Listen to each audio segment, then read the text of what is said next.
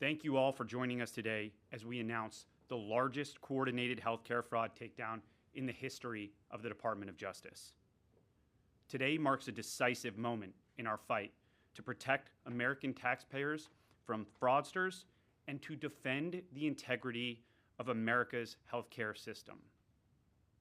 We are announcing today charges against 324 defendants for their alleged participation in healthcare fraud schemes involving approximately $14.6 billion in false claims submitted to Medicare, Medicaid, and other healthcare programs. In a takedown this large, I can't possibly describe all of the work that went into dismantling each scheme, but there are 4 key points that bear emphasizing. First, let me be clear about what these healthcare fraud schemes mean for every hardworking American family. These criminals didn't just steal someone else's money. They stole from you.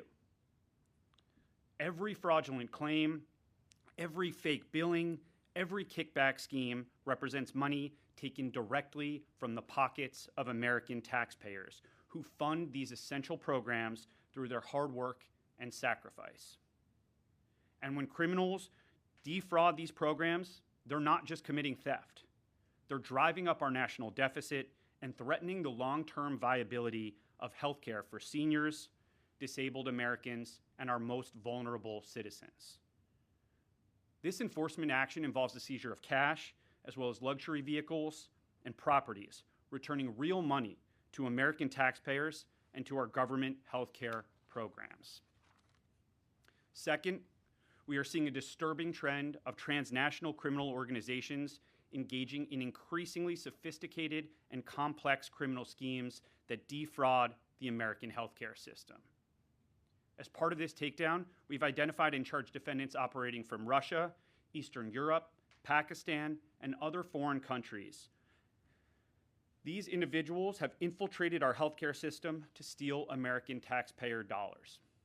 As just one example, we dismantled a scheme involving a sophisticated operation run from Russia and Eastern Europe that strategically bought dozens of medical supply companies in the United States and submitted more than $10 billion in fraudulent healthcare claims to Medicare.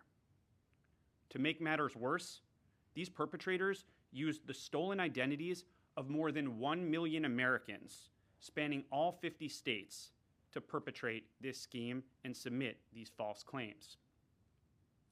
But I'm pleased to report that federal agents intercepted and arrested key members of that organization at U.S. airports and the U.S.-Mexico border, cutting off their intended escape routes. The days of transnational criminal organizations using the American healthcare programs as their personal piggy bank are over. Third, this takedown resulted in criminal charges against 74 defendants, including medical professionals who fueled America's deadly opioid crisis for personal profit. These are not isolated instances of poor judgment. These are calculated schemes designed to exploit Americans struggling with addiction while enriching the very people who were duty-bound to help them heal. We charged pill mill operators who prescribed unnecessary opioids.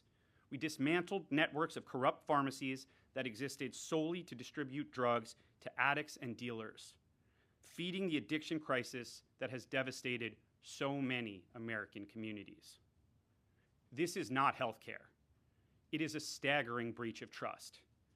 And under my leadership, the criminal division will prosecute these criminals as aggressively as we would any drug dealer, because that's exactly what they are.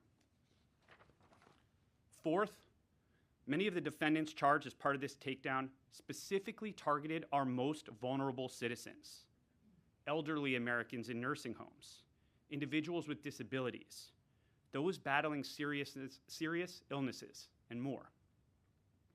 For example, our prosecutors charged 7 defendants, including 5 medical professionals, in connection with approximately $1 billion in fraudulent claims to Medicare and other healthcare benefit programs for performing medically unnecessary skin grafts on dying patients as they were seeking to spend their final days with dignity and peace. That conduct is exactly as callous and disturbing as it sounds. Patients and their families trusted these providers with their lives. Instead of receiving care, they became victims of elaborate criminal schemes.